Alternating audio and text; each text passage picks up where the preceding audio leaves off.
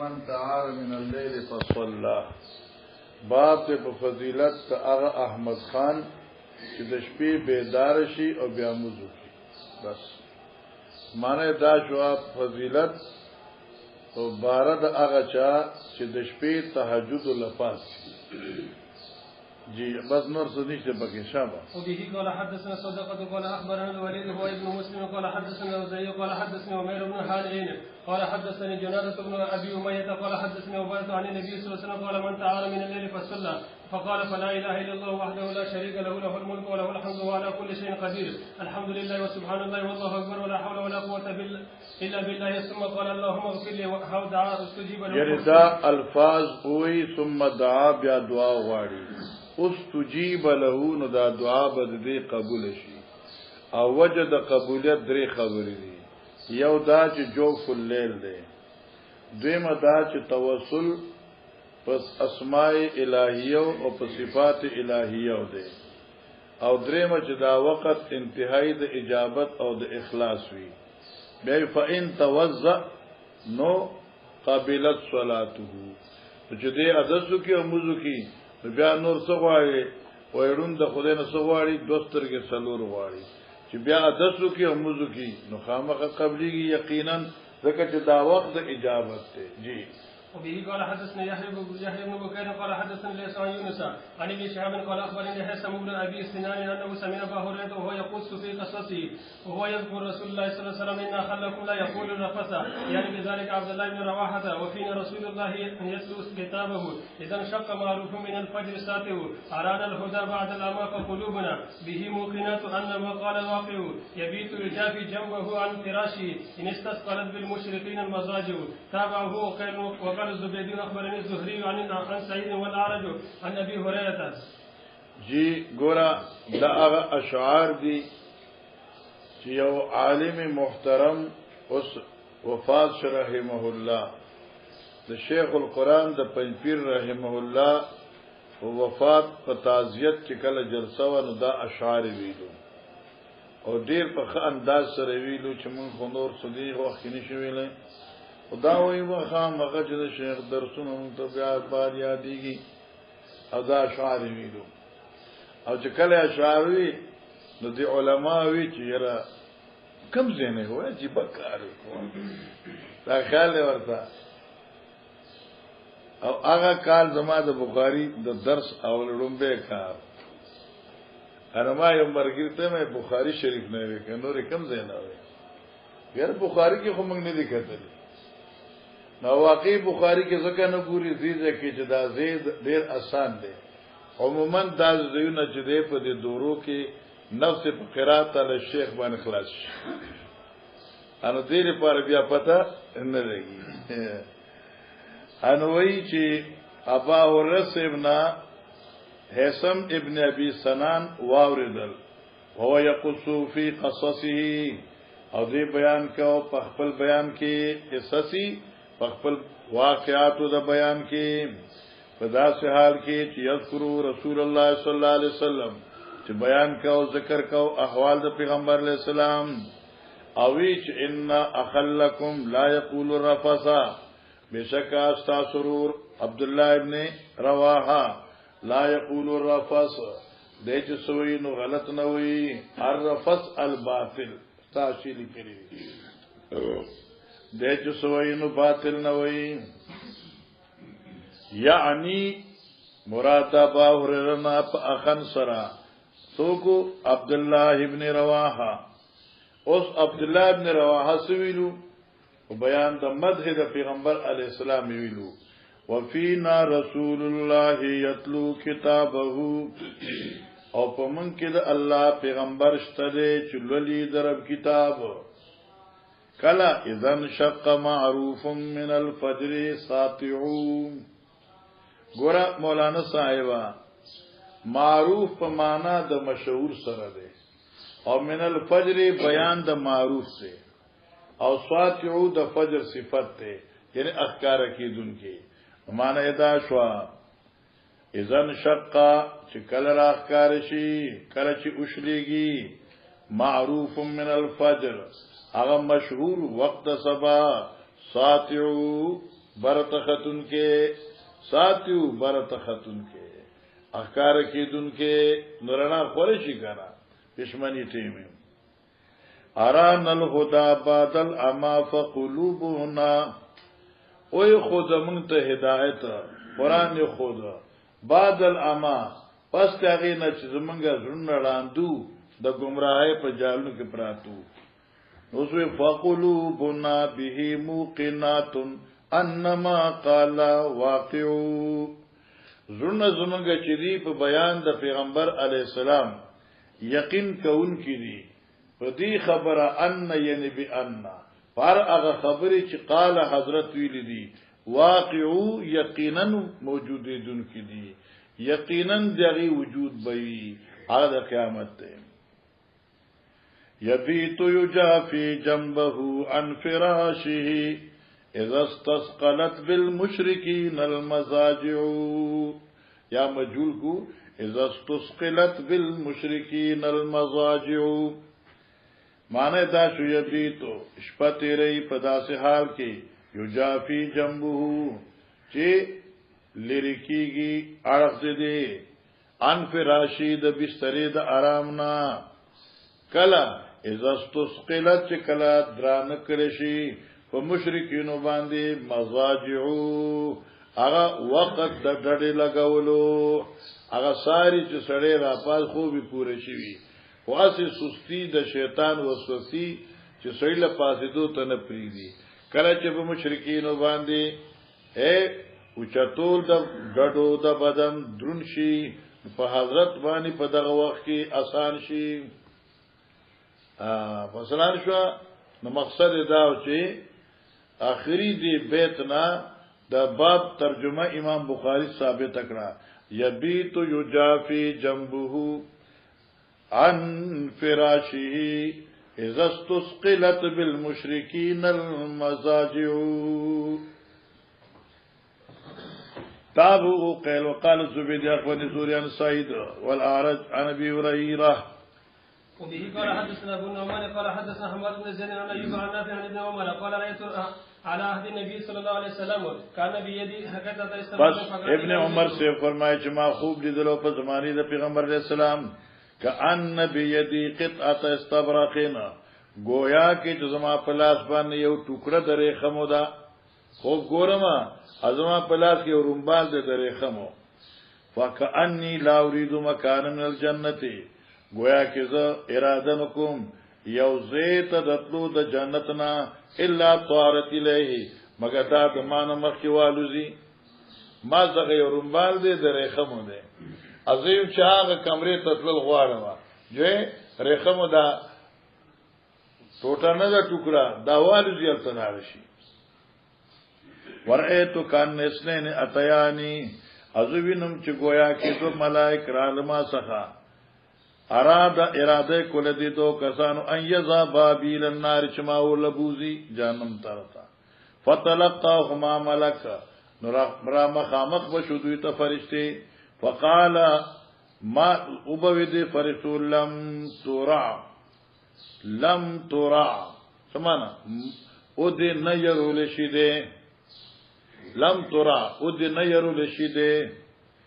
یا ماته چې لم ترع تم یریگا خلیجن عنه دې فرشتو به دې تو کسانو ته لری شاید دې سړینا دې پریګنه ایو ما اور تراخی کنا او دا دو فرشتي راشي ماته چې لم ترع ون یریږي یا هغه کسان ته لم ترع او دې نه يرول شي دا ځوان مې يروي دې لرا ولی خلیجن عنه پر ډډه شه د دینا پریګ دې وقصت حفصه علی النبي صلی الله علیه وسلم احدى رؤيایا حضرت حفصه د نبی علیہ السلام ته زما په خوبونو کې یو خوب بیان کا فقال النبي صلی الله علیه وسلم نعم الرجل عبد الله لو كان يصلي من الليل بو چنگا دمه پوجګه نه کچر دې د شپې مسکوله خطیب سے ترجمه وکړه فکان عبد الله صلی الله علیه الليل عبد الله ابن عمر به د شپې عبادت کو وکانو لا یزالونا یقصون للنبي صلی الله علیه وسلم او دا صحابه کرام نشا چې بیانو په نبی علیہ السلام خوبونه چې انها دا ليله القدر چې د په ليله السابعه دا ربط نه دی ښا صرف د دې روایت ربط ماقب سره بیان د خوبونو د صحابه د نبی علیہ السلام ته حاصل دا لکه ابن عمر دا خوب بیان ک دقه صحابه به خوبونه بیانول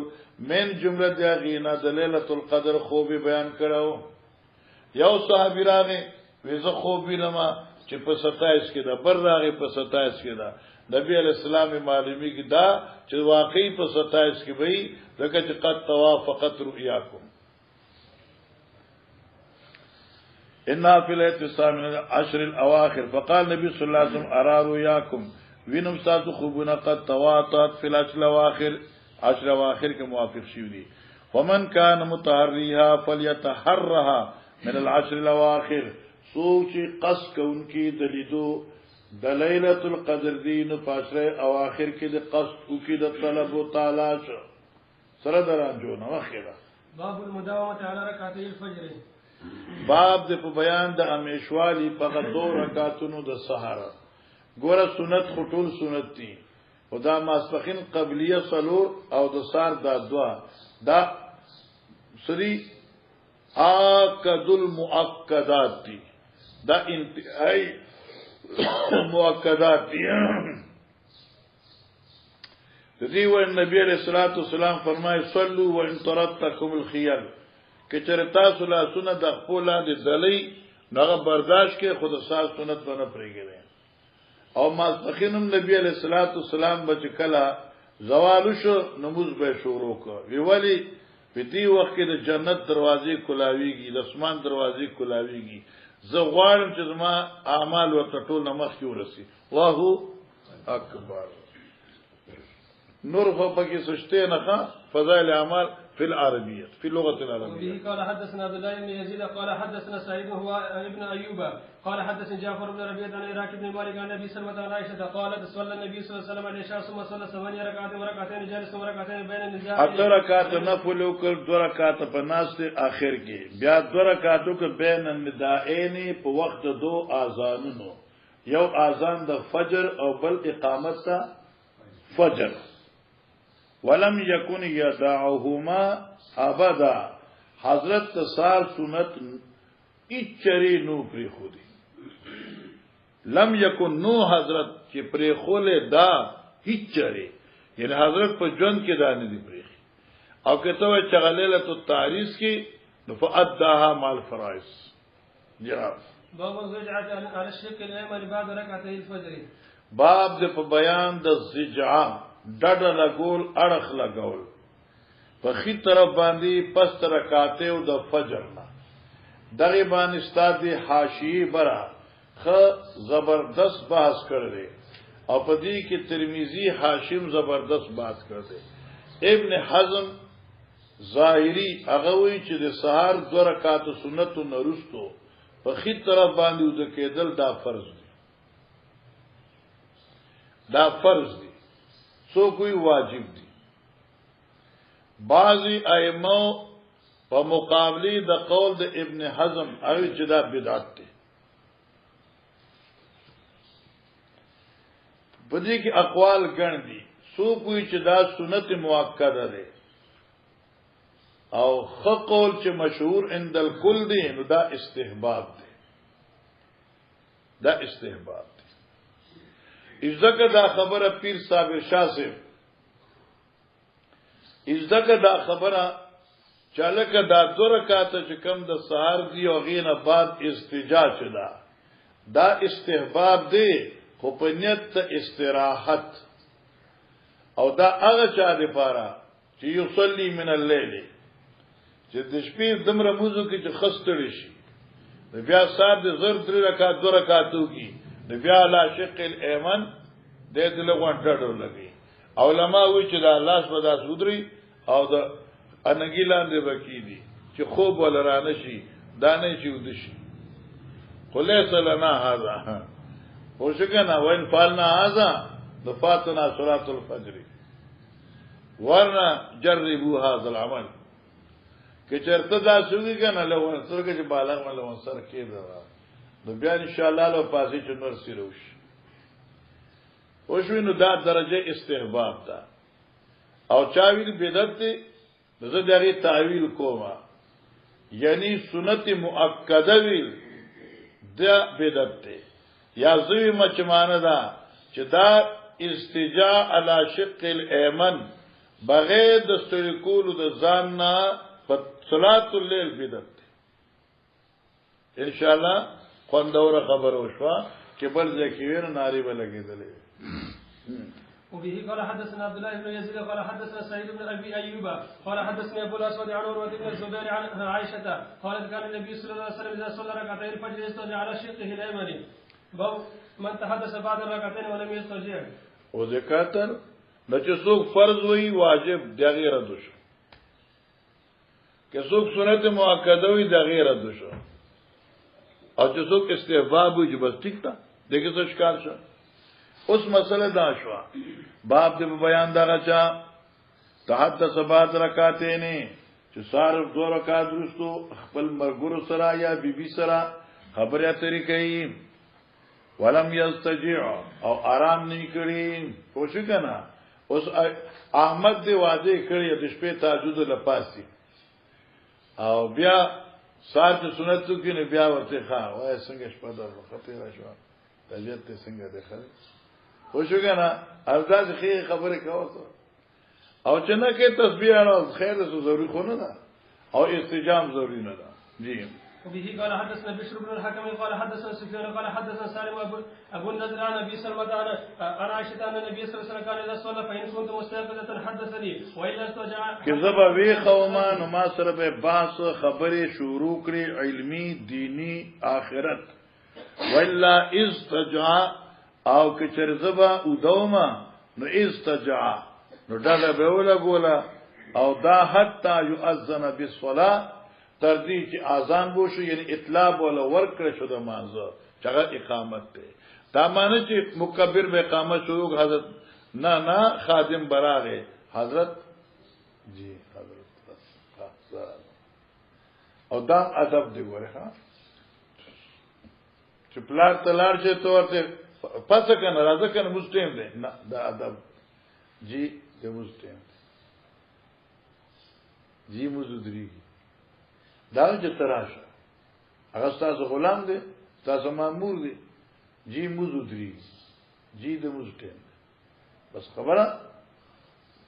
خلاص شو مخکې باب ما جاء في التطوع مسنا قال محمد ويذكر ذلك عن عمار وابي ذر وانس وجابر بن زيد وعكرمة والزهري وقال يحيى بن سعيد الانصاري وما ادرك الفقهاء ارضنا الا يسلمون في كل اثنتين من النهار باب ما جاء في التطوع مسنا دا خبره منګه بار ذکر کړه امام ابو حنیفه سے په صلات نهاریو کې د سلور رکعاتو په تسلیم واحد باندې د اولویت قائل دي باقی ائمه نهاری وی او کې لیلی وی هغه په صلات د مسنایت باندې قائل دي هغه 2 رکعات به سلام واحد امام سیر علیہ رحمت وی چې د شپې 2 رکعات د حضرت نه ثابت دي او درز سلور لکا صلات الضحى سلور رکعات حضرت کړو په یو سلام سره او د ماسپخین د مانځنه مخ کې بقول مختار ام سلمہ او علی رضی الله عنهم روایتو په بنا حضرت سلور رکعات به تسلیم واحد به تسلیمت واحده کړی دي لہذا صلات نهاریو کې 4 رکعات امام بخاری میں گویا چې ما جاء فی التطوع مسنا ومسنا یعنی هغه روایت چې راغل دي په حق د نفلو کې چې 2 رکعات دي 2 رکعات دي نو ټیک د 2 رکعات دي په معنی څه شو مونږ وایو جایز دي مخصوص جګړه نه کو خبره خو د اولویت ته اولاد خبره ده راس او کې وشو نو جایز خبره ده ونه شو کنه مو یې سیوا جواز ځان له شی دی او اولویت ځان له شی دی په دې کې فرق دی یاداله چې لکه تکمیل د صلات مسنا ده زکه چې یو رکعت مزد ده قال محمد امام بخاری وی ويذكر ذلك او دا خبر نقل کړی شوی دا د عمار ابن یاسرنا او ابي ذر غفاری سیبنا انس ابن مالک سیبنا او جابر رضی الله جابر بن زید رضی الله عنه او کریم او زهرینا وقال يحيى بن سعيد الانصاري ما ادركت فقار زنا ما ندی مندلی فقها د مدینه اخبل ارضنا ارض حجاز ارض مدینه هغه و قاریان هغه و مفتیان و فقها تیشوا الا يسلمون في كل سنتين من النار مگر دوی با سلام اړو په هر 2 رکعات باندې درځنا تیشوا مونږه فقها کتلی دي چای با درځي 2 رکعات کول وځکنه د مونږ ټیټه کنه په جایز عمل کاوه دې کې څه خبره ده لکه مونږ چې وایو حضرت صلی الله علیه وسلم صحابه لیدلو چې صلات ضحی سلور کول حضرت لیدلو چې زور قبلیه سلور کړو امام سیوی چې سلور اولاد جایز فاصله کی او دلیل دا دی چې په سلورو کې نفس تړل کیږي په سلورو کې نفس تړل کیږي پابند شي کنه لکه چې تا نیت تړل دي او په د سنتو کې ہوتا د پتو کنه هر 2 رکعات پس به پورا تشهود او پورا صلات درود وای بیا به پاسین بیا په شان د رکعاتین جدیدین او ابتداء بالثنا او تعوذ تسمینه وکای الا رکع 4 رکعات قبل الظهر فانهن يؤدين بكيفيه الفرائض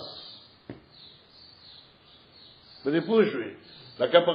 فرایضو کې چې 3 رکعات پاسه سورۃ اخلاص د شروع کوي کنه وایي کنه بسم الله او فاتحه نه شروع کیږي سنا پکې نه ویلي تاسو نه کنه ها مخه وبه قال حدثنا قتيبة قال حدثنا عبد الرحمن بن ابي الموالي عن محمد بن المنكدر عن جابر بن عبد الله قال كان رسول الله صلى الله عليه وسلم يعلمنا الاستخارة في الامور وردا په ترمذی کې راشنن سبق دالتم نبی علیہ الصلوۃ والسلام بکله کله صحابه کرام ته صلات استخاره خودلا استخاری 2 معنی دي وجګنا کله کله مونږ ته خلفونو کې مستورات قبیله نه وی هغه صلات افتخاره به څنګه وجګنا صلات افتخاره وجګنا ازور ته چې بس صلات افتخار خو بس هر مزد فخر دي نو دغه څه دي وی نه کنه هغه دعا چې پکې وي نو دا صلات افتخاره چې کوم ده کنه انو دا څه دعا ده استخاره سنتی برای طلب ده استخاری 2 معنی دي یو معنی طلب الخير من الله تعالی طلب الخير من الله چې ته د الله نه د خیر طلب شروع کی پوښ کنه چې الله په کوم کار کې می خیر د چغز وکړه یا استخاره فمانا د سره خیر افضل نو طلب د افضل کول الله نه خیر وغواړه هغه لپاره دعا صدا الله نه افضلیت فی الشیئین وغواړه لکه احمد ته د 2 زوین رشتہ راشي پوښوي او بظاهر دواړه چې کوم دي نه اخدي ونه شو کنه نو اوس به دې سګي بقول د مولانا صاحب خدای له یو اس نه کیږي کم سے کم چې سلو پیږي سلوري وسه خو ځکه چلو مثال په تور سره اوس دې 2 کې باندې سکی نو دې په الله تعالی کې چې خدای پاک دا 2 رښتې دي په دې رښتو کې چې کومه رښتا ستا په علم کې ما دې پر دینی دنیوي لحاظ سره افضل وي نو فقدر لی او کې چې ستا په علم کې ما دې پر خینی نو بیا ما ته نه اوساته استخاره معنی دا معنی نه چې خدای پاکه دغه جو خامخه مال راکي نو کای کې دنه شر پروت نه بیا وسکای او ځکه چې سپینې سرمنې باندې وګوره دوکه بنشي دوکه کېږي باندې وګوره کا وا دې کی خبره عسى ان تكرهوا شيئا وهو خير لكم وعسى ان تحبوا شيئا وهو شر لكم قران دې لیکنه بني آدم ګورا بس انسان ګورا چې د انسانيت پکې پروتي اخلاق کردار اعمال مخکې دا يقول إذا هم أحدكم بالأمر فليركع ركعتين من غير فريضة ثم يقول اللهم إني أستغفرك بعلمك وأستقدرك بقدرتك وأسألك. يعلمنا الاستخارة في الأمور كلها. وخدل به منتا دعا د استخاری، یعنی دعا چې پای کې طلب د خیر کې دې شو دربنا، یا تعین د خیر، تعین د غوروالي دربنا فی الامور کلها پار کارونو کې. داسې کما يعلمنا سورۃ من القرآن، لکه چې قرآن براتوي. یقول فرمایل با اذا ما احدکم، کله چې قصد کی او د تاسو نه بالامر په یو کار کولو سره، چلکه مردان ته زمو کې نظم فلیرکع رکعتین من غیر فریضه، دې دو رکعات نفل کی. ثم ليقول نبي دوی اللهم يا رب اني استخيرك بعلمك، ز طلب د خیر کوم په سبب د علم ستا باندې، واستقدرك بقدرتك، او طلب د طاقت غوارم د تانا په سبب د قدرت ستا، واسلک من فضلك، او بل من استقدرك سمانا، او طلب کوما اظهار د تقدیر په قدرت ستا باندې مقدر شي. واسلک من فضلك العظیم فانك تقدر، تفارس قادر ولا اقدر، او قادر نیما، وتعلم ولا علم، او تفارس پوئے ز پوئے پارس، انت علام الغیوب. اللهم یا الله ان كنت تعلم، کہ چرويستا په علم کې دانج کې چرته پوئے، الله خو پارس پوئے دے کنا، کہ چرويستا په علم کې چې ان هذا الامر خير لي، چې دا خبره ما به پار غره دا په دیني و معاشي، فکار د دین زما او فکار د ژوند زما، واقبت امری او پنجام د کار زما، او شک درای او قالوی عاجل امری واجلی، اے الله کچر دا غوری مال را فی عاجل امری، فقط تلوار کار زما، لکه اوس وعده کوم درو فراغت نمخ کی، واجلی او نیټه دار چې پس د فراغت نوی، نو فقدره لی، نو ما د پار مقدر کا کہ اسرا لخی، نو پای سبق د قضا شي غضب حکم، او کستا پهلم کې داماد پارسوي فیدد رستوی، نو فقدر لی، دوری فراغت نرستو رب را تیار کې، ویسر لی، او ما تاسان کې، سوم بارک لی فی، بیا مال پکې خیر واچي، چې اسی د بچو کارخانه جوړ شي. وین كنت تعلم، او کستا پهلم کې داوی چن حاصل امر شر لی فی دینی و معاشی واقبت امری، کہ شروی مال را په دین په کار د دین زما، او په کار د ژوند زما، او پنجام د کار زما. یا ویلو عاجل امری واجلی، عاجل معنی تلوار، عاجل معنی مؤخر نیټه دار. فصرف هو انی، لرک دې د معنا، فصرف هو انی، دا کار لرک د معنا دما د زنه دی مين بیا وباسي، او دې مال رانه کې مرا کوا. وصرف نیانو ما د دې نواړه، وقدر لی الخير، او ما دې پارا اندازه کا خیر، حيث کانا چې کمزه کی وی خیر، چې کمزه کی نه مال راکې. ثم اوزنی به، او که ز په اعتبار د اسباب او د ظاهر ز په خوخ نه، بیا ما ته په راضی کا اورنه شو کنه. الکه چې مثلا دا چې تا غزار چاته لټه کتلې و، پوه شو کنه، او غیر لټیری پار چې دینو تاسو خاري کوله لټه دل ملا نشو، پوه شو کنه، ملیشه ملا شو. اوس به ته چې دا څنګه چلو شو، ما خو لټه وخت ملیشه رااله، نو کې دې چې الله په علم کې تعالی دا ملیشه خو، پوه شو کنه، نو بیا به چې سمر دیني بینوس ما په خوشاله،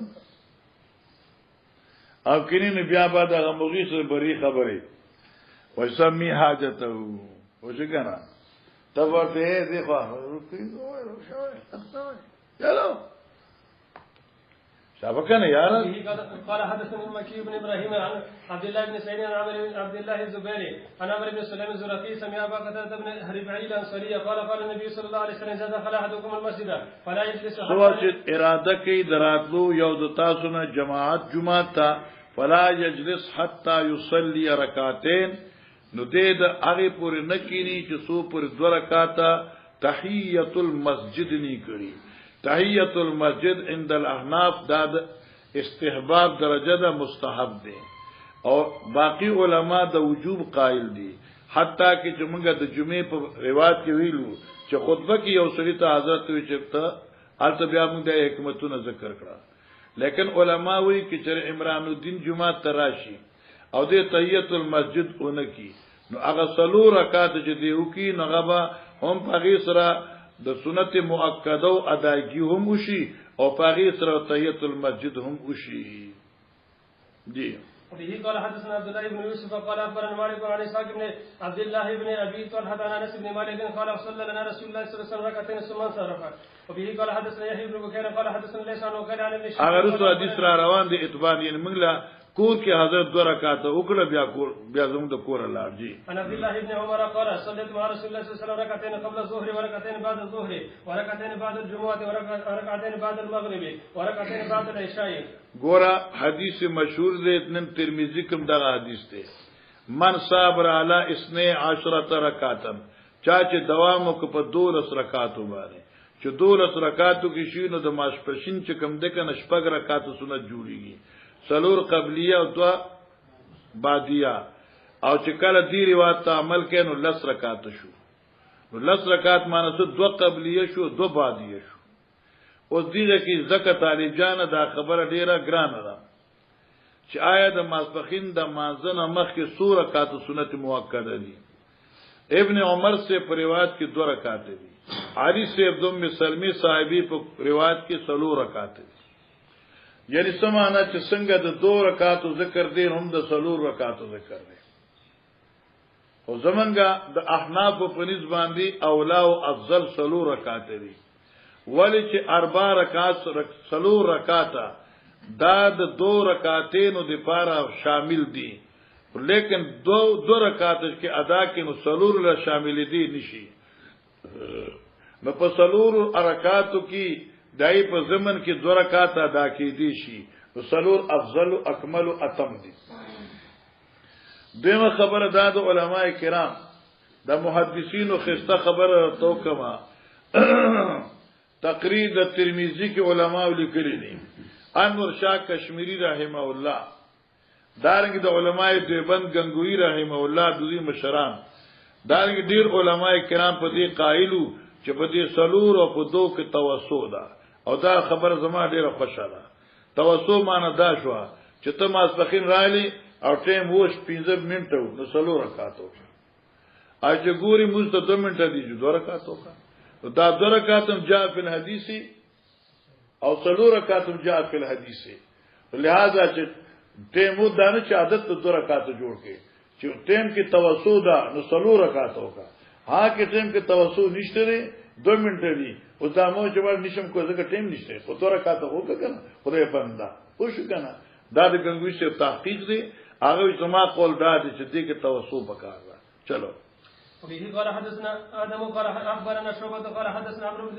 بن دينار قال سمعت جابر بن عبد الله قال قال رسول الله صلى الله عليه وسلم وهو يخطب إذا جاء أحدكم والإمام يخطب أو قد خرج فليصلي ركعتين قد مر في أبواب الجمعة فلا نعيده. وبه قال حدثنا ابن نعيم قال حدثنا ابن سليمان المكي قال سمعت ابن مجاهد يقول ودي ابن عمر في منزل فقيل إن له راغ ابن عمر سے زمن دې کورتا مکه کې خان دا حدیثم تامخ کې ویل فقیل له هذا رسول الله صلی الله علیه وسلم قد دخل الكعبه. ابن عمر سے هغه نبی رسول الله کعبه ته درنش. ابن عمر سے رامن ډکړه چې رامن ډکړه دغه وخت حضرت مکینه د کعبه نه بار راوته نو بلال نے تاسو کو چې موږ کړو او په 2 رکعات 2 رکعات بین ساریته نه کړو جی. حدیث تامخ کې ویل قال فاقبلت فاجد رسول الله صلى الله عليه وسلم وقد خرج واجد بلال عند الباب قائما فقلت يا بلال اصلى رسول الله صلى الله عليه وسلم في الكعبه قال نعم قلت فاين قال بين هاتين الاسطوانتين ثم خرج فصلى ركعتين في وجه الكعبه وقال ابو هريره اوصاني النبي صلى الله عليه وسلم بركعتين الضحى وقال اوصاني ابو هريره چې ماته حضرت وصیت کړو په 2 رکعاتو د چاش تو فثبت من هذا الحديث الاتيان بركعتي الضحى وكل روايه فيه نفي الركعتين فالمراد النفي على سبيل الدوام وجاء في هذا الحديث الاثبات وكلما جاء التعارض بين الاثبات والنفي فالترجيح للاثبات. چلو وقال عثمان بن مالك غدا عليه النبي صلى الله عليه وسلم وابو بكر وعمر بعدما امتد النهار وصففنا وراءه فركع ركعتين. باب الحديث بعد ركعتي الفجر. وبه قال حدثنا علي بن عبد الله قال حدثنا سفيان قال ابو النضر حدثني عن ابي سلمة عن عائشة ان النبي صلى الله عليه وسلم كان يصلي ركعتين فان كنت مستيقظا حدثني والا استرجع قلت لسفيان فان بعضهم يرويه ركعتي الفجر قال سفيان هو ذاك باب تعهد یعنی بعض خلک وی چې حضرت په 2 رکعات وی دغه وکړو سار باب تعهد ركعتي الفجر وما سماها تطوعا باب دې په بیان د تحفظ او د نگرانی او د اهتمام کول هغه 2 رکعاتو د سبا او په ذکر دغه چا چې علما ورته تطوع وي خو مراد د تطوع نه ضد د فرایض او د واجب دی نه کې هغه تطوع چې ستا په اصطلاح کې وته نفل وي مراد نفل نه دی یعنی معنی د سار هغه سنت واجب نه دي سنت دي خو مؤکد سنت دي دته قربان شمه به قال حدثنا بيان بن عمرو قال حدثنا يحيى بن سعيد قال حدثنا ابن جريج عن عطاء عن عبيد بن عمير عن عائشه قالت لم يكن النبي صلى الله عليه وسلم على شيء من النوافل اشد تعهدا منه نو پیغمبر علی السلام په یو برخه د نوافل اشد یا اشد تعهدا سخت نگرانی کوونکې تیشوا منه دا سخت نگرانی د حضرت نالا رکعتین الفجر چې څومره په 2 رکعاتو د فجر حضرت تأکد او تعهد کو دمرا تحفظ پابندی بل رکعات بل نفل کې نه کولا باب ما يقرأ في ركعتي الفجر باب د بیان دغه سوراتونو چې د سحر په دې 2 رکعاتو کې ویل کیږي جی وبه قال حدثنا عبد الله بن يوسف قال اخبرنا مالك عن هشام بن عروه عن ابيه عن عائشه قالت كان النبي صلى الله عليه وسلم يصلي بالليل 13 ركعه ثم يصلي اذا سمع النداء بالصبح ركعتين خفيفتين ډیر هلکا اوس ورپسې راځي خفیفتين سمانه وا ډیر هلکا معنی دا چې قرات پکې ډیر کم وو لکه قل یا ایو الکافرون او قل هو الله احد وبه قال حدثني محمد بن بشار قال حدثنا محمد بن جعفر قال حدثنا شعبة محمد بن عبد الرحمن عن عمته عمرة عن عائشة قالت كان النبي صلى الله عليه وسلم أبي وحدثنا أحمد بن يوسف قال حدثنا زهير قال حدثنا يحيى هو ابن سعيد عن محمد بن عبد الرحمن عن عمرة عن عائشة قالت كان النبي صلى الله عليه وسلم كان رسول الله صلى الله عليه وسلم يخفف الركعتين اللتين قبل صلاة الصبح حتى إني لا أقول حد خراب یعنی تمره تخفیف کو په 2 رکعاتو د سحر حتی انی لاقول حتی عشیب زبناسم بستر کې نما بزر کې داوی چې حال قرأ بأم القرآن آیا حضرت په دې موږ کې فاتحه ویلا او کنا نو معنا دا شو چې ادنا ما يجوز به صلات دقسه لکه تاسو په اصطلاح کې سورته فاتحه پسې وطور وکتاب مسطور فی رق منشور الله خلاص تی چو کنه باب التطوع باب المكتوبه باب دې په بیان د هغه نوافلو چې پست مکتوبات نو ویل کیږي ګوره اق روایتونه دي خو مخکې روایتونو کې قبلیه ذکر شو اوس دې روایت کې بعدیه ذکر کیږي لکه د ماسخین نورستو دوا ماخام نورستو دوا ماسوتن نورستو دوا ورپسې نوافل جی وبه قال حدثنا مسدد قال حدثنا يحيى بن سعيد عن عبيد الله قال اخبرني نافع عن ابن عمر قال صليت مع النبي صلى الله عليه وسلم سجدتين قبل الظهر وسجدتين بعد الظهر وسجدتين بعد المغرب وسجدتين بعد العشاء وسجدتين بعد الجمعه فاما المغرب والعشاء ففي بيته وحدثتني اختي حفصه ان النبي صلى الله عليه وسلم كان يصلي ركعتين خفيفتين بعد ما يطلع الفجر ګوره دا ټول مزونه حضرت جمعات کې کړی دي خو د مغرب او د عشاء نفلونه حضرت په کور کې کړ دي په طریقې د دوام سره او کله کله حضرت علیه السلام د ماخام سنت په جمعات کې کړی دي او هغه روایت پتا ته ابي داود کې راغلي تابویلی او چنین مشکات کې خود ویل لکنه صلی رسول الله صلی الله علیه وسلم الرکعتين اللتين بعد المغرب حتى يتفرق اهل المسجد تیشوا نو اکثر عادت مبارک داو چې د ماخام بادیا اوبه په کور کې کولو جی وقال ساعه لا ادخل على النبي صلى الله عليه وسلم فيها تبع ابن عمر وی وکانت ساعه دا د سحر د بانګ او د موز په منځ کې چې کم ټیمو دا یو داسې ټیمو چې زبر حضرت سره په کور ته نتلاوه دا وخت چا کړ دتلو نه دی دا وخت چا کړ دتلو نه دی تابو كثير من فرقت وأيوب النافع وقال ابن أبي زناد عن موسى بن عقبة النافع بعد الشافعي آله لكن مخي روایت کے بعد الشافعي بيته له او دل تراغ في آله وما آله يوده باب من لم يتطوع بعد المكتوبه دي باب دې په بیان دغه چا چې ګورا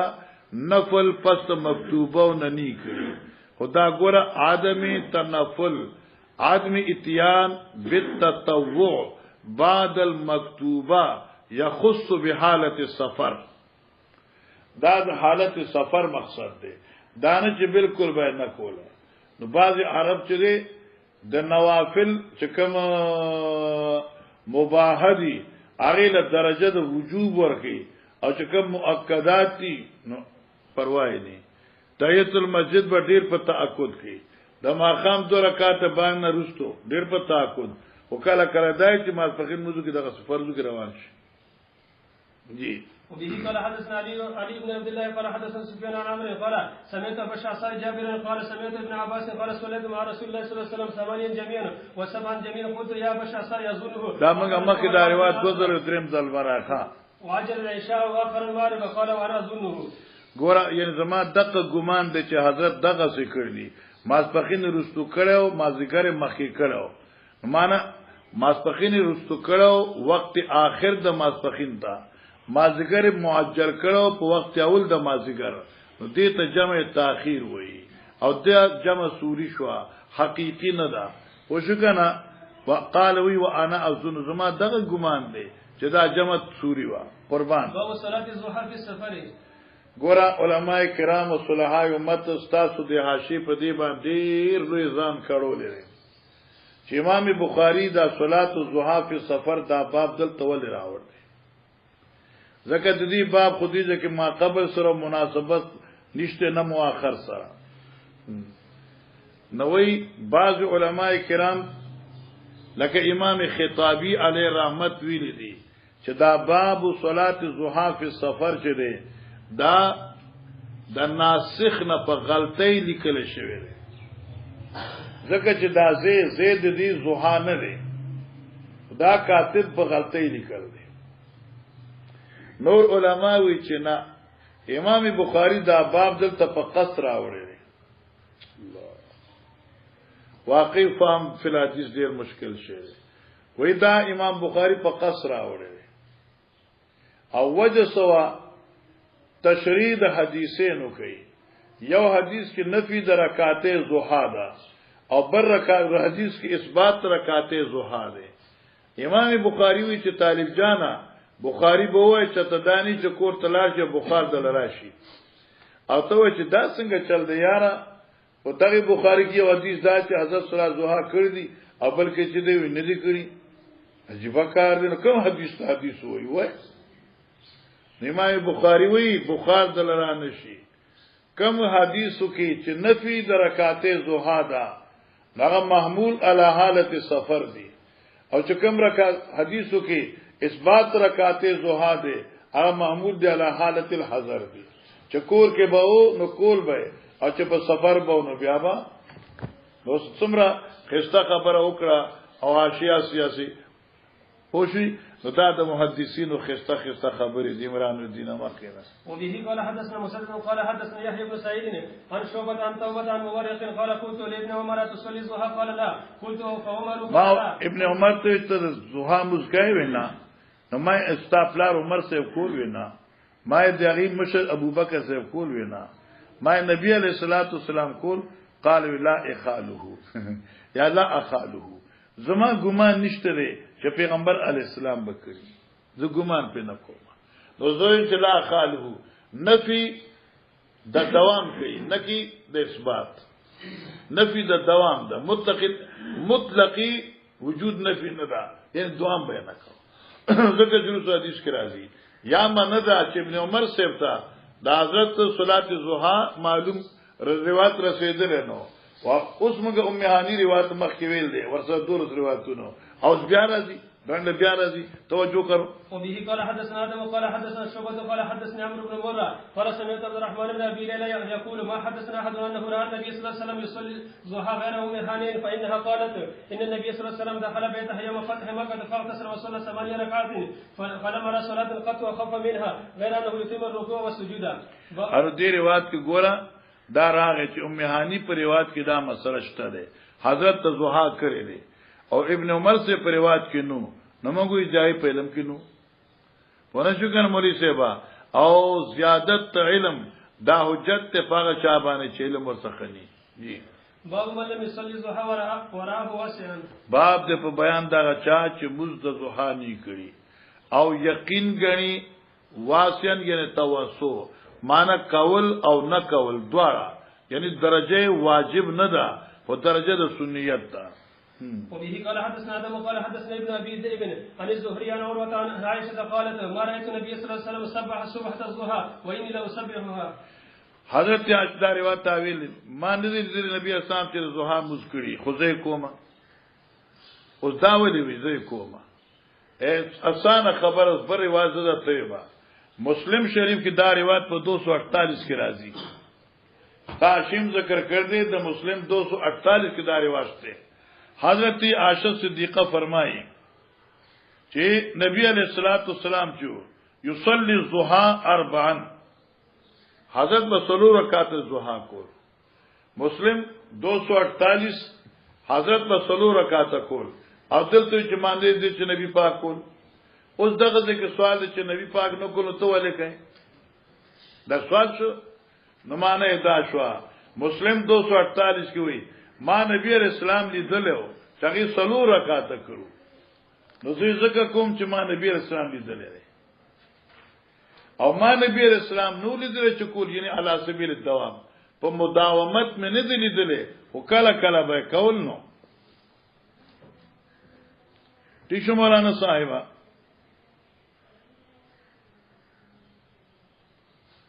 دا ګورا 248 دا رواج شروع کی وہی قالت لعائشہ هل كان النبي صلى الله عليه وسلم يصلي الضحى قالت لا الا يجي من مغيبه 248 بیا 249 قالت كان رسول الله اشوي كان رسول الله صلى الله عليه وسلم يصلي الضحى اربعا ويزيد ما شاء الله ذکر 248 اور 200 او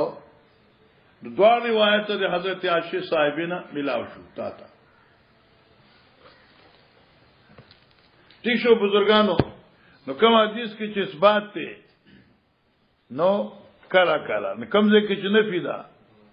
خلاص مخکره باب صلاه الضحى في الحضر قال ادبان للنبي صلى الله عليه وسلم دا وګوره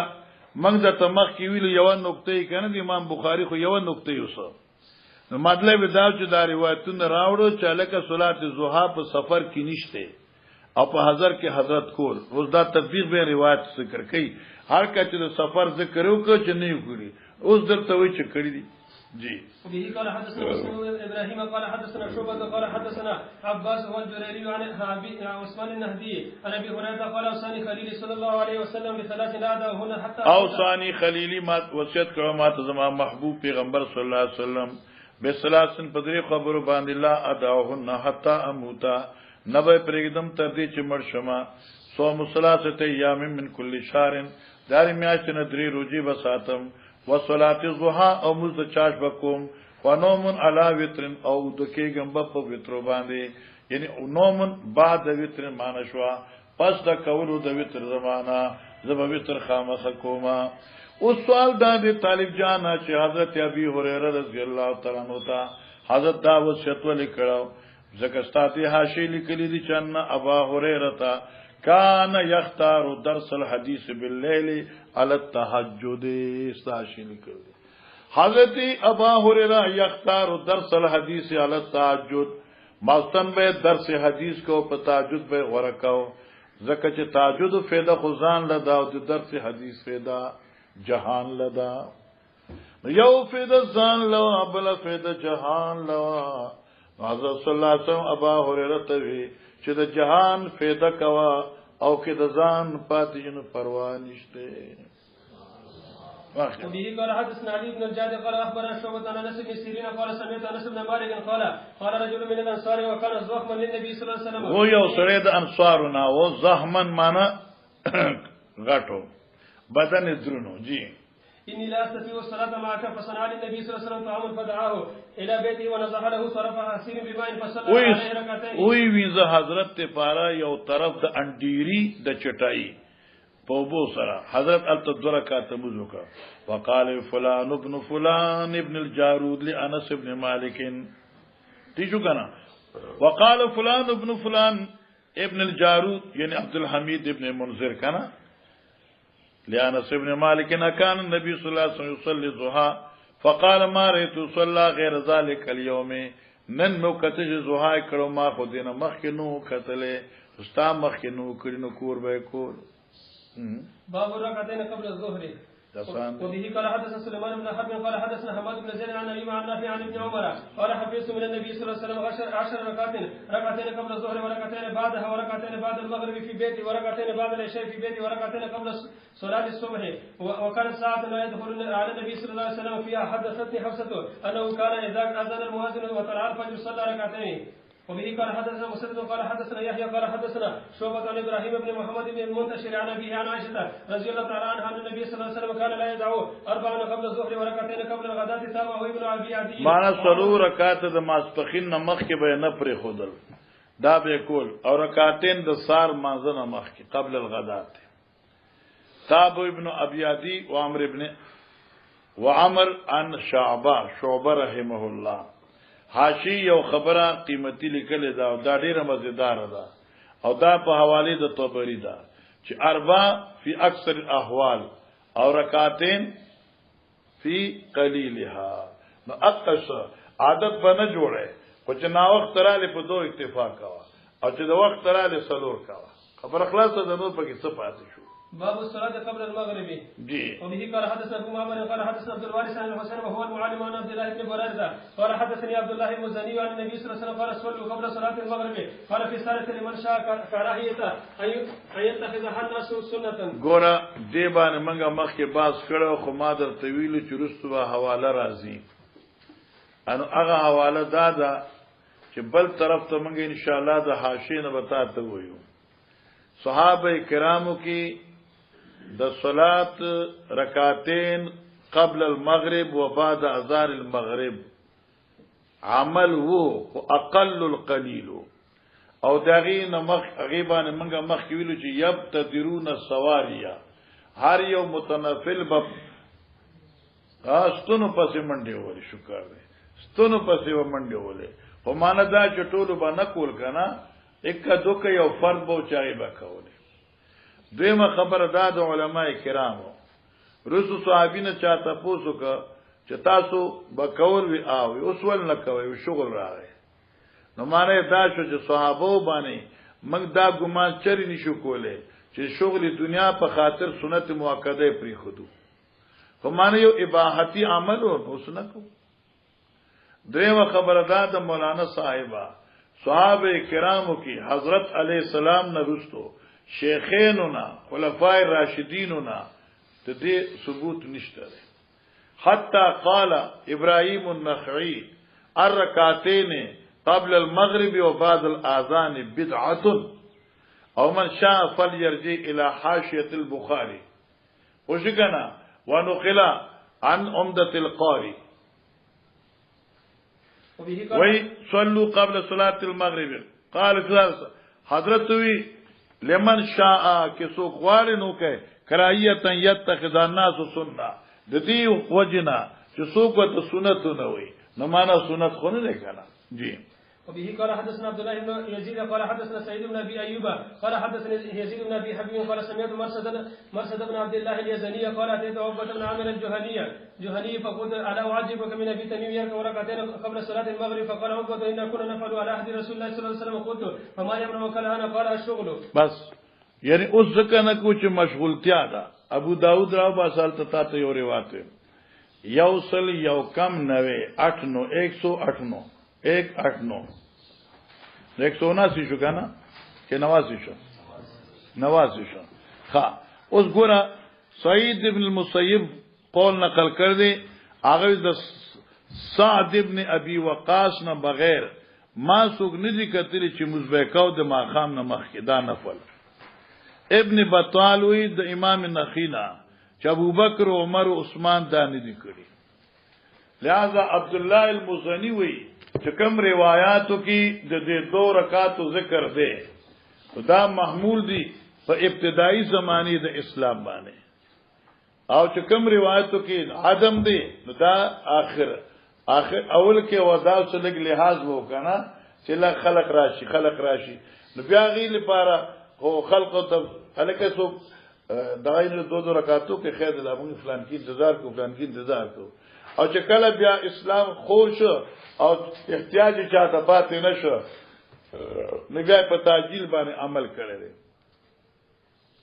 دا حدیث تاسو ګورئ کنه باب الصلاه قبل المغرب ابي داود کې راځي دغه روایتونه دي. قال زم روایت اول خمګوي بخاری کې کنه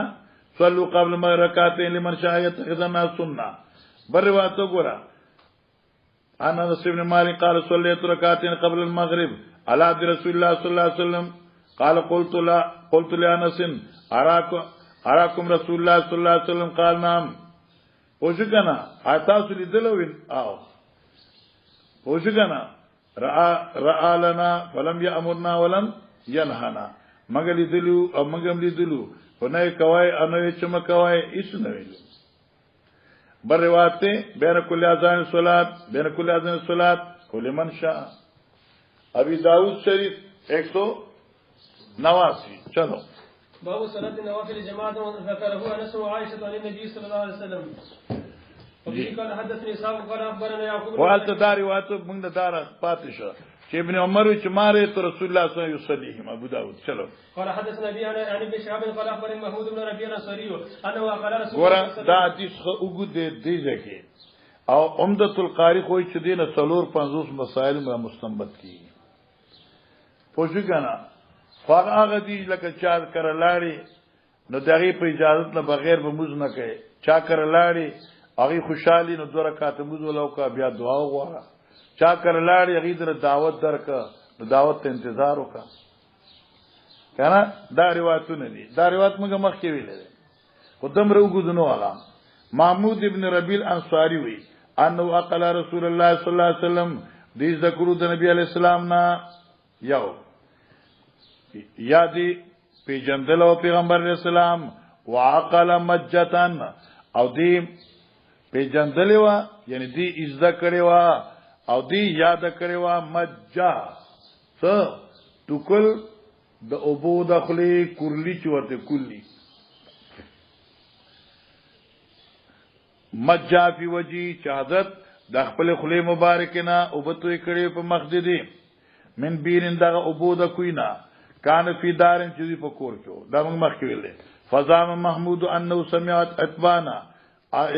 مالک الانصاری وكان من شهد بدر مع رسول الله صلى الله عليه وسلم يقول دیوی كنت اصلي لقومي بني سالم ومزجما امامتي کولا خپل قوم لرا چغه بني سالم قبيله دا وكان يحول بيني وبين واد او زما د جماعت په منځ کې حائل واقع کیږي چې واد یو کندا دوبو اذا جات الامطار جبار نراشی فیشق علی اجتیازو نو ګران شي په ما باندې دغه نه پوری کېدل او بډیری لنشم قبل مسجد طرف د مسجد ته فجئت رسول الله صلی الله علیه وسلم فقلت له ما ورته انی انکرت بصری بشکا ما ناشنا وګڼل خپل سترګې مان کمزور شو نظر زما بوډا شي ما وان الوادي الذي بيني وبين قومي يسيلو او بشک دا کندا دا وادي دا خور زما د قوم په منځ کې يسيلو په وخت د بارانونو بيږي اذا جات الامطار فشق علي اجتيازو ګرانی په ما باندې د دینه پوری کېدل فوادت نزدا خو قوم چې انک تاتي چې تراشی زما کور ته فتصلي من بيتي مكاننا چې موږ کې ته زما په کور کې دی او زې باندې اتخذو مصلا چې غزدان جمعات ګوټه کم اوسګنا نو کې تاسو اجازه تینو راشه فقال رسول الله صلى الله عليه وسلم سافلوا وبكم فغدا علی رسول الله صلی الله علیه وسلم سار وخت رات نبی علیہ السلام راغه او ابو بکر بعد ما اشتد النار پس دینه چرز اوچته شیوا فاستاذن رسول الله صلی الله علیه وسلم حضرت دستکو کا اجازه دنه کېدو وخت فاذنت له نما اجازه ورکم فلم يجلس كنا الناس حتى قال اين تحب ان اصلي من بيتك دا حدیث مکه تیر شوی دی فاشرت له الى المكان الذي يحب ما اشاره وکړه هغه طرف ته چې کوم زما خو خو ايو صلي في جاز پکې وضو کی فقام رسول الله صلى الله عليه وسلم فكبر وصففنا وراءه او من حضرت پسې صفونه وترل فصلى ركعتين ثم سلم فسلمنا حضرت رکعات وکړه سلام واړو موږ سلام واړو حين سلم چې کله حضرت سلام واړو بس نو یوم السلام معلومه شو دعوت قبول الفقار دی یو دویمه مسله دا معلومه شو چا په کور کې 2 رکعات مذکول جایز دي دریمه خبره الکه د اکابرنا د مشراننا دعاګانې غستل او دغه په شمولیت سره الله نه د خیر او د برکت استدعا کول جایز دي شو او دارنګي دا خبره ثابته شو چې چا په کور کې به اجازه تبا مز نه کوي اجازت نه پس وکای او خپل په خوخه با زین خاص کای دای په خوخه با زین خاص کای دا ټول وسلی دی پکې وحبست على حزيره بس وحبست اما ایثار کا حضرت سے علی حزیره په حلیم باندې حلیم پیجنې او د تاسو دا حلیم خو نو روزانه بیا تاسو په کامره کې ناسه په کامره رستورانت کې حلیم په خېګ ډیر مزیدار او یو ورځ موږ لاړو نو واسي نو چې قتل نو پکې نو ډیر خلک د نوخار غانم راغلو بلال السلام علیکم وعلیکم السلام ما ته تاسو دلته څنګه ما دلته موږ نسی پاتې کیږو اره موږ زره دلته وروټه خربان موږ راغلو کنده تر ما وېزه خو یو هفته کې کله کله حلیم دی پار راځم نو دا د دې حلیم خو بل شان دی دغه وړي سونه دا سمر اقسام د دالونو دي کنه سمره چې دي مشهور دا ټول یو ځای پخې او بیا پای کې غوخه وي چې غوخه وي نری کړي او تاسو کې چې اسی میدې پوښو کنه نو هغه داسې مخصوص کی لکه حلوا سبق پرې نه کوي خیال کوئ او هغه کې ډیره زبردست توشوي د دې لپاره لري نه خلق راځي او دلته حلیم دا معنی چې غوخه چې په کټوي کې پخې خو خټ کوي بیا پاګې باندې وړو واچي نو هغه غوخه په دې وړو کې پخه شي نو بس بیا خو کنه دشمن ته مخه د خیره سره او یا ور باندې منګه د باړې ته تل یو زمو مرګره نو موږ له دعوت کړو سبحان الله راځي دي غنمو دانې نه غنمو دانې په دې کې غوخه پخ کړي چای کې کم ټینګواله او کم خوګواله او کم دغه ماده خو خالص نشه ده خو جایز نشه ده پوجي نو ناشنا خلک پخې او دغه حلی محریزه وخه اوړه چې یو دې پاخه کې او چر خاصم 100 روپے کیلو د ډیر ځان شي د فرانس کې جی دوست نولو چې حضرت پار په خول شو في بيت فصبر رجال منهم حتى كسر رجال في البيت فصبر رجال منهم راجمه تو خلک ډیر حتى كسر رجال في البيت فکور کې خلک جمع شو ډیر فقارج منهم ما فعل مالک هغه مکه د مالک ابن دخشن غاغه څوک مالک لا راضي نوینم فقارج منهم ذاك منافق لا يحب الله ورسوله منافق دین الله خوخي نه رسول الله خوخي خپل مرزيانه کوي نبی رسول الله لا تقول ذاك دا سموای کنه الا ترى ایت تو دې نبی نه قال لا اله الا الله يبتغي بذلك وجه الله شهادت پیغمبر علی السلام په حق د مالک ابن دخشن ادا مسلم روایت ته موسی مخه تیر شی مو په خبره کړې و فقال الله ورسوله اعلم یا فقالوا صحابه الله ورسوله په ده اما نحن ارجمغا خزایت ته ګورو فوالله قسم دې په الله باندې لا نرا ودو نوینه موږ دې دوستی ولا حدیثو نه دې خبره اترې الا الى المنافقين مگر منافقون سره نبی علیہ السلام فرمایل ان الله قد حرم على النار من قال لا اله الا الله يبتغي بذلك وجه الله قال محمود بن ربيع فحدثتها قوما ما دا حدیث بیان کیو قوم تا فیم ابو ایوب الانصاری صاحب رسول الله صلی الله علیه وسلم فی غزوه التي توفي فيها دا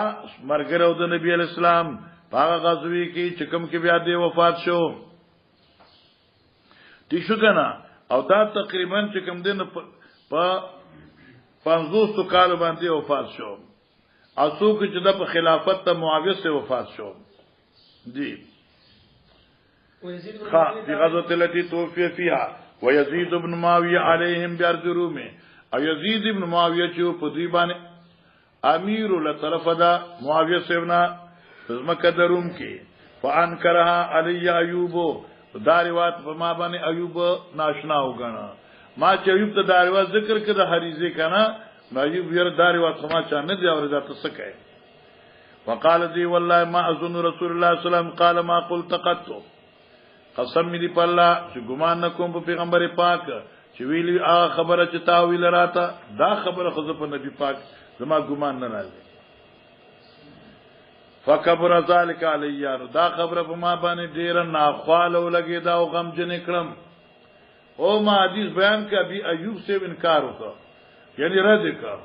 تایید را لونه کا نو خلک څنګه تایید کی فجعلت لله علی نو ما قسم وکړ الله دې پاره پزان باندې مان الله دې پزان گواک مان شوا جعلت لله علی او مې ګرځولا خبره دې خاص الله لرا خپل ځان باندې لپاره تحقیق څنګه ان سلمنی چې الله زرو غساتلم حتا اقفل من غزوتی تر دې چې جهاد ملارشم ان اصلنا اتبان ابن مالک ان وجدت حيا في مسجد قومه چې اتبان ابن مالک می ژوند یو کته فغیلبا تپوس کوم دغه په جمعات کې د قوم مخ کې فقفلت زرالم فعللت بحجه الاحرام د حج می وتر یاد عمره ثم سرت حتى قدمت المدینه چې مدینه ترالم فاتحه بني سالم د قبيله ترالم بنو سالم صاحب چې ګورم فیضا اتبان شیخنا ما اتبان ناصر نظر تلو یو شیخ وړوندو نظر تلو ما خېچ ان کرا کمزور شي دی اوس لا سره اخر کی کمزور شي یصلی لقومی مذکا فلما سلم من الصلاه چې سلام وانو وسلمت علی ما سلام وی واخبرت من انا او ځان ورته خود چې سوکم ثم سالت عن ذلك الحديث بیا ما حدیث ته پوسو کا دقه اما ورته وی چې ما بیان کړو او ابو ایوب انکار کړو نو حدیث ته ما ته بیان کړو څنګه دی فحدثني كما حدثني اول مره نس کې لفظ کال تیر شو وي په اتبان راته دا حدیث په ترتیب بیان کړ چې لفظ کال مخکې بیان کړو سبحان الله علماء دا مزاج دی حق پرست عالم دا مزاج دی او دا علامه ده چې دې بوډا شي د دنیا کې په کار باندې پويږي او د دین په کار کې الله دماغ صحیح درست ساتي باب التطوع بوډا بابا دې حدیث بیا په یاد څنګه وي باب التطوع فی البيت باب دې په بیان د فضیلت د نفل کول په کور کې وبه قال حدثنا عبد الله بن محمد قال حدثنا وهب بن ايوب وعبيد الله عن نافع عن ابن عمر قال قال رسول الله صلى الله عليه وسلم اجعلوا في بيوتكم من صلاتكم ولا تتخذوها قبورا قال عبد الوهاب عن ايوب اجعلوا في بمصلاتكم ولا تتخذوها قبورا باس شعر بسم الله الرحمن الرحيم باب فرض الصلاه في مسجد مكه والمدينه بسم الله الرحمن الرحيم باب د بیان د فضیلت تبوز فی مسجد مکه والمدینه هغه جمعه ته مکه او د مدینه نه باب پاتې ده ما قبل بعد ابو داود ثاني راکا الکه د مدینه او د مکی جمعهتونو کې د موز فضیلت مکی کی جمعه ته بیت الله شریف اور مدینہ کی جمعه ته مسجد نبی صلی الله علیه وسلم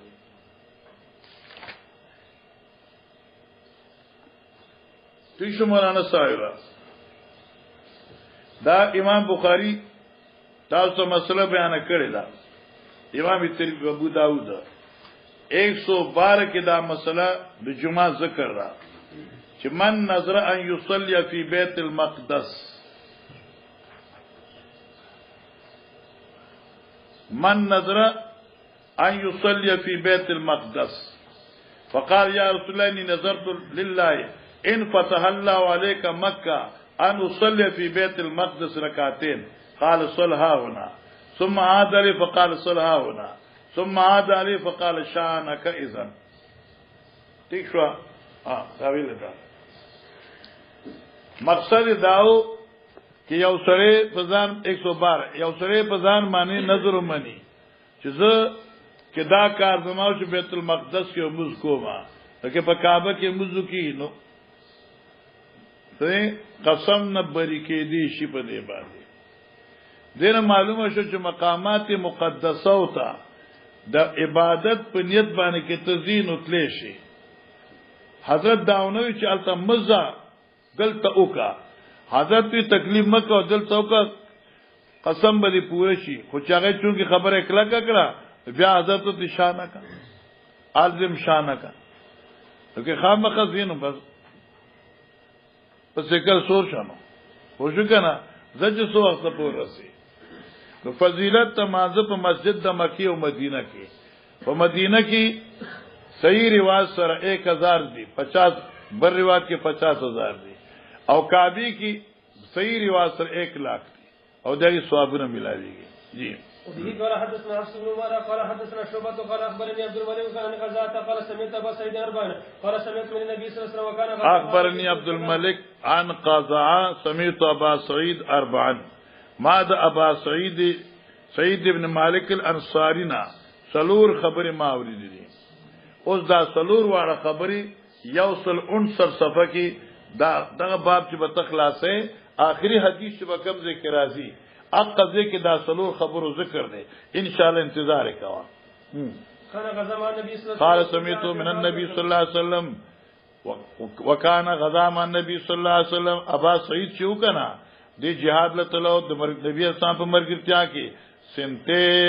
10 غزوتن ماشاءالله دول جهادونو کې وسه شریک شو جی التحويل حدثنا علي قال حدثنا سفيان عن الزهري عن سعيد عن ابي هريره عن النبي صلى الله عليه وسلم قال لا تشد الرحال الى 3 مساجد المسجد الحرام ومسجد الرسول صلى الله عليه وسلم ومسجد الاقصى نو رحلت سفر دی اونتړل شي اراده د سفر دی اونکړی شي مګر دریو جمعهتونو ته مسجد حرام مسجد رسول صلی الله علیه وسلم مسجد اقصى په دې باندې ترمذی کوم کلام کړو او کتاب هم د تراوړو او مسند احمد روایت ده بعض علماوی چې لا تشد الرحال مستثنا مفرغ ده لا تشد الرحال الى شيء من الاشياء یا الى موضع من المواضع نو بیا په ایمان خبره ګرانه ده امنګ چې وي کې مستثنا منه مقدر ده عام مساجد دي لا تشد الرحال الى مسجد من المساجد الا الى 3 مساجد نو په دې کې اشکال نشته ځکه چې دې دریو جمعهتون علاوه د بل جمعه ته د مز په اراده باندې چاته د ثواب حاصل کما دا سایدا او سره د تکلیف او مشقت نه ده ځکه د ټولي دنیا مز جمعهتونه سو دي البته د درې جمعهتونه چې دي د دې فضیلت ډېر اعلی او ارفع دي نالته کې زین نتلش جی وبه قال حدثنا عبد الله بن يوسف قال اخبرنا مالك عن زيد بن رباح وعبيد الله بن عبد الله الاغري عن ابي عبد الله الاغري عن ابي هريره ان رسول الله صلى الله عليه وسلم قال صلاه في مسجد هذا خير من 1000 صلاه فيما سواه الا المسجد الحرام او باب مسجد قباء وبه قال حدثنا يعقوب بن ابراهيم دا ټول دي کنده اسان ته ترمذی ویل په کې څه پاتې شو یاره قال حدثنا ابن وليد قال اخبرنا ايوب عن نافع ان ابن عمر قال لا يصلي من الضحى الا في يوم يقدم بمكه فانه كان يقدم الضحى فيطوف بالبيت ثم يصلي ركعتين ګور علماء کرام توجه ده مسجد قباء هغه عظیم جمعه ته په مسجد نبی صلی الله علیه وسلم ترمذی 2 صفحه ده کنه تانو لیکلې نو 82 صفحه ده او البته کې عرفي شذیبانه ما تاسو له کلام در کړم سره دلته وتاته یو بل حواله در کړم کې تاسو خواخي وي نو تاسو بل حواله در کړم ګوره دا ترمذی تاسو غشنه ترمذی تقریر ترمذی صفحه 15 حواله نوې حواله درکوا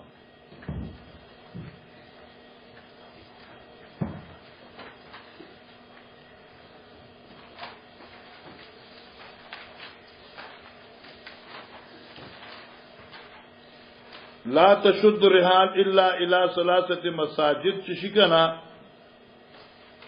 نو کدا مستثنا مفرغ شي نو علما د دینه استدلال کی په معنا کولو د رحلت سفر قبور د نیکانو ته هم کہ مساجد تی مستثنا مقدر کو مساجد بیا به قبور د اولیاء بتنا مسکوتان وشي صفه 15 وکړه تاسو کنه اخر کې ګوره لا تشد رحال اخر کې دوی هل يجوز شد رحال للقبور ام لا فقال جمهور بالجواز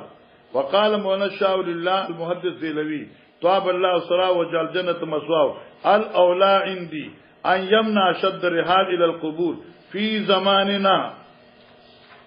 هذا فإن في تضييع الدين وترويج البدعة فإن الجهال يقولون زيارة مزار خواجہ معین الدین چشتی اجمری رحم الله شهر مرة تعدل حجين في الثواب وغيرها معاذ الله تعالى یاد شو وقت ادا یاد کے دار شاور اللہ سے فرمائی دی زمانہ کی بخلق منکو زکه چې اجمیر شریف سفر تا عوام د حج عمره ثواب وي هم د ډیرو خلکو ناوریدي چې په کراچۍ کې یو مزار دی او خلک وي چې چرتینه ته و چکرو کې لکه بیت الله چې و چکرو کې دمر ثواب ملایي بیا هله دې اصل څه ضرورت غدل ته بس بخرونو خېجه و دا صفا د بل مروانه جی ويوم يأتي مسجد قباء فإنه كان يأتي مسجد قباء د پیغمبر علی السلام رومبه جمعه ته چې د هجرت نه وروسته جوړ کړی دی او مدینه کې مسجد نبی علی السلام پسې ټول ورپسې چې کوم بیا غټ جمعه ته مسجد قباء دی او حضرت په هر هفته کې ماشین وراکبن بدلته تا او تیزه د چتلار شي په صحیح نیت سره او دو رکعات وضو کې پورا د یو عمره مقبولی ثواب الله تعالی درکې جی فإذا دخل المسجد كره أن يخرج منه حتى يصلي فيه قال وكان يحدث أن رسول الله صلى الله عليه وسلم كان يزوره راكبا وماشيا قال وكان يقول له إنما غورا معنا واقع رخا فإنه كان يقدمها حضرت بدي جمعة رات زوحان قواد چاش فيطوف بالبيت ثم يصلي ركعتين خلف مقام إبراهيم ويوم يأتي مسجد قباء او کله چې په قباء تراغه پینو کان یاتی کله سبت هر هفته پرز براته پیدا دخل مسجدانو کریان یخرج منه حتا یصلی فی جمعه ته چې دن نشو نو بي 2 رکعات و طلبه بد غندا امام نافعی وی وکان یحدثو ابن عمر حدیث بیان چې رسول الله صلی الله علیه وسلم کان یزور راکبن و ماشیان مسجد قباء ته په پیادل عمرته په صلی عمرته قال دی وکان یقولو نافع مونته چې انما اسناو یقولو یعنی نافع متوي چې ماته ابن عمر وی چې نما اسنو کما رأيت اصحابي يسنون لکه زمان برګری دغه څه کوي ولا امنو احدن ان صلى في ساعه شاء او نه من کوم زه یو سړي لرا چې مسکی په دې حرم کې حرم مکه په کم یو ټیم کې چې خوخې د رضی یاد شپې نه غیر سوا د دینه الله يتحروا طلوع الشمس ولا غروبها چې انتظار باندې کې د طلوع د غروب په دې ټیمونو کې مزنه کیږي خاص باندې کې ها باران رحمت وري مخکې باب من اتى مسجد قباء كل سبت وشكنا وبه قال حدثنا مسلم اسماعيل قال حدثنا عبد العزيز بن مسلم عن عبد الله بن دينار عن عمرو عن ابن عمر قال كان النبي صلى الله عليه وسلم ياتي مسجد قباء كل سبت ماشي وراكب وكان عبد الله بن عمر يفعله باب اتيان مسجد قباء راكب وماشي به قال ور بعض علماء چې ممکن د چلک راکبن با ثواب کی کمی راځي وینه راکبن او ماشین دوار راتلی شي مقصد منزل تزار رسول دی جی به قال حدثنا مسلم قال حدثنا يحيى قال عن عبيد الله قال حدثني نافع عن ابن عمر قال كان النبي صلى الله عليه وسلم ياتي مسجد قباء راكبا وماشيا زاد ابن نمير قال حدثنا عبيد الله عن نافع فيصلي في ركعتين باب فضل ما بين القبر والمنبر باب د په فضیلت د اگر خطی بقعی چې د نبی علی السلام د قبر مبارک او د حضرت ته منبر په منځ کې دا منبر دی او دا قبر مبارک دی د منځ کې چې کوم ټوکړه دا هغه ریاض الجنت وي او ما زغه ریاض الجنت د قالین تمرې سشته دی شو او هغه ته ریاض الجنت ولي وي د دې وجنوي بیا راشه خو هم د تکنه ښا بیا دې لپاره ورته وي چې لکه یا خدا زه د جنت نه راغله دي لکه حجر اسود چې د جنت نه راغله یا دا چې دې کې چاته عبادت په صحیح عقیده ملاو شو هغه د جنت مستحق شو جی. وبه قال حدثنا عبد الله بن يوسف قال اخبرنا مالك عن عبد الله بن ابي بكر بن عن عباد بن تميم عن عبد الله بن زيد المازني ان رسول الله صلى الله عليه وسلم قال ما بين بيتي ومنبري روض من رياض الجنه باغ دې د باغچو د جنت ته درېمه توجیه دا د چې طالب جانوي دقه زی پرز د قیامت با دې زنه اوچت کړي شي او جنت کې وکی خود شي محدثین اقوال دي. چلو. وبه قال حدثنا مسلم عن يحيى عن عبيد الله قال حدثني خبيب بن عبد الرحمن عن حفص بن عاصم عن ابي هريره عن النبي صلى الله عليه وسلم قال ما بين بيتي ومنبري روضه من رياض الجنه ومنبري على حوضي باب مسجد البيت المقدس. یوم منبري على حوضي دومانه شو اے دا منبر به زما اوچت کړی شي نو په حوض کوثر زما بکی خود شي نو لکه دلته چې په دې منبر د کینم او قران او حدیث درته ویشم په دغه منبر به الته کینم او د حوض کوثر او به درته ویشم. دوی ماندا چې منبري علی حوضی زما منبر به التم په حوض زما وی بل منبر به دریم دا و منبري زما منبر یعنی هغه مسائل چې دی منبر نه زنه نشر کومه په منځ سره حوض کوثر ملایوي. آگے جلو باب مسجد البيت المقدس قربان دیتا به قال حدثنا ابو الوليد قال حدثنا شعبة بن عبد الملك قال سمعت قزادة مولى زياد قال سمعت ابا سعيد الخدري يحدث بأربع عن النبي صلى الله عليه وسلم دا چاول کی ویلو کنا سمعت ابا سعيد اربان ابا سعيد نے مسلور خبر اوریدي دي هغه دا دي نمبر 1 فعجبني وانقني تعجب کې واچول مزه ډیر تعجب کې واچولو مزه او ما ته ډیر خوږی اخکار شوې هغه څه لا تصاب مرات یومین الا ما زوجها تو خزم سفر نشو کوله سفر د 2 ورځو مگر چې ورسره میړوي او ذو محرمین یا محرم وي میرمن خاوند کنه خلق ورته وی کنه یا ولا صوم یومین او رجی بنساتی 2 ورځې الفطر والاضحى ورکی اختر لوی ٹھیک شو دعا درم ولا صلاه بعد صلاتين بعد صلاه تطلع الشمس وبعد العصر حتى تغرب الشمس دريشو سلونما ولا تشد الرحال الا الى صلاه المساجد مسجد الحرام ومسجد الاقصى ومسجدي وفي روايه مسجدي هذا مخي